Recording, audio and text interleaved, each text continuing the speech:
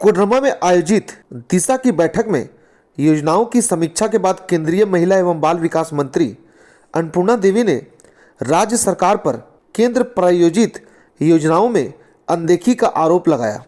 जहां समाहरणालय सभागार में मंत्री अन्नपूर्णा देवी की अध्यक्षता में जिला विकास समन्वय और निगरानी समिति की बैठक हुई, जिसमें कोडरमा विधायक डॉक्टर नीरा यादव, बरकट्ठा विधायक अमित कुमार यादव समेत जिले के डीसी, एसपी और अन्य आला अधिकारी, पंचायत के प्रतिनिधि शामिल हुए।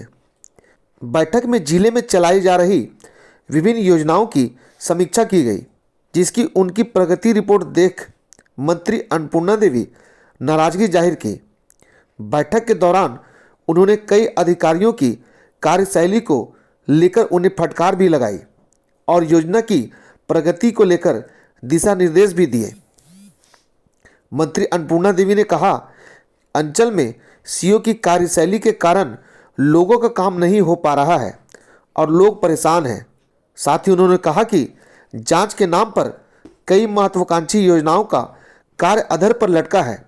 वहीं दूसरी तरफ विधायक डॉक्टर नीरा यादव ने कहा कि बैठक में जिन विषयों पर चर्चा होती है उन विषयों पर प्रशासनिक जांच बैठाकर योजनाओं को अधर में लटका दिया जाता है और इसे लेकर वह कई बार विधानसभा में भी आवाज़ उठा चुकी है। साथ ही उन्होंने कहा कि राज्य के अधिकारी बेलगाम हो गए हैं और अपनी मनमानी कर रहे हैं।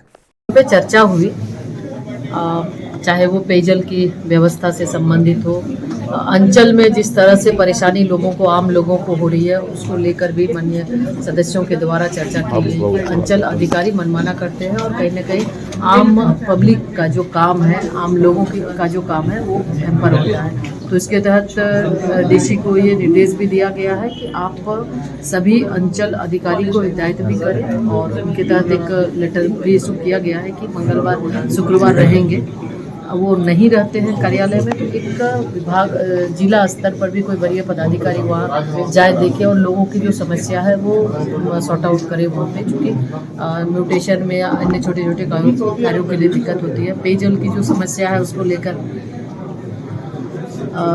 जो कि जो मेगा स्कीम जो था, मेगा स्कीम में एक टंकी गिरा जिसकी वजह से जांच चल रही है और उसमें कॉन्ट्रैक्टर को डिबार करने के लिए लोगों ने दिया भी है, मामला शायद कोर्ट में है। लेकिन हमारी इस बैठक के माध्यम से ये हम सबका एक स्वर से ये रहा कि आप जितना जल्द हो सके इन सारी जो प्रक्रिया को खत्म करके आम लोगों को पानी देना है। लेकिन जो स्थिति देख रहे हैं बैठक के माध्यम से, जो हमने देखा कि राज्य सरकार कहीं ना कहीं ये देख रहे हैं कि इन सारी चीज़ों को लेके बिल्कुल शिथिल है और राज्य सरकार की वजह से आज ये परेशानी हो रही है। निश्चित रूप से राज्य आज जो भी योजनाएं आधार में लटक रही है, योजनाओं की गुणवत्ता खराब हो रही है, तो कहीं ना कहीं राज्य सरकार की अनदेखी की वजह से हो रही है और राज्य सरकार मनमाने तरीके से, उनका ये लक्ष्य नहीं है कि राज्य की जनता को लाभ पहुंचाए, उनका लक्ष्य सिर्फ ठेकेदार को प्रोटेक्शन। हम बता दें कि एक साल के बाद में ये बैठक हो रही है, लेकिन जवाब आपका वही है कि उस पे जो त्वरित कार्रवाई के लिए कहा गया है और वो 9वें महीने का रिपोर्ट है कि अब भेजी जा रही है। जब अगर यहाँ पर कोई आप क्वेश्चन कर रहे हैं और उसका जवाब 9 महीने के बाद स्टेट को भेजा जा रहा है, तो आप समझ सकते हैं कि कितनी अहमियत इस बैठक का लिया जा रहा है। तो हमें लगता है कि कहीं ना कहीं ये पदाधिकारियों की उदासीनता है। और दूसरा, एक आप लोगों के समक्ष भी आता होगा, हम जनप्रतिनिधि, हमारे पास हमेशा आता रहता है मैटर कि भाई कोई बीमार है तो उनका राशन कार्ड नहीं है तो आयुष्मान कार्ड कैसे बनेगा, लेकिन उसमें भी किसी प्रकार का जवाब नहीं। अब इसको हम विधानसभा में ही उठाएंगे। 13 पारा शिक्षकों का मैटर है जो कि गिरिडीह और देवघर ये पेमेंट कर रहे हैं, लेकिन 2023 से ही यहाँ कोडरमा के लिए पता नहीं अलग रूल है या क्या है, यहाँ पर उनका पेमेंट रुका हुआ है, उनका मानदेय रुका हुआ है। तो उसको भी हमने बात किया तो नहीं, हमारे यहाँ से कुछ नहीं है, जबकि हमारे पास आवेदन भी हमने डीसी मैडम को देने का काम किया। फिर यहाँ सबसे ज़्यादा मैटर आए हैं अतिक्रमण का। आप देखे होंगे कि हर जगह अतिक्रमण से लोग परेशान हैं, तो आखिर पदाधिकारी कर क्या रहे हैं? कई बार हम लोग भी डायरेक्ट सूचना देते हैं, बावजूद उस पर किसी प्रकार की कार्रवाई नहीं। जब वो मकान बना लिया तो बाद में उसे क्या है कि वसूली किया गया। क्या वसूली किया गया? फाइन वसूली किया गया। तो लोग इत्मीनान से अतिक्रमण कर रहे हैं।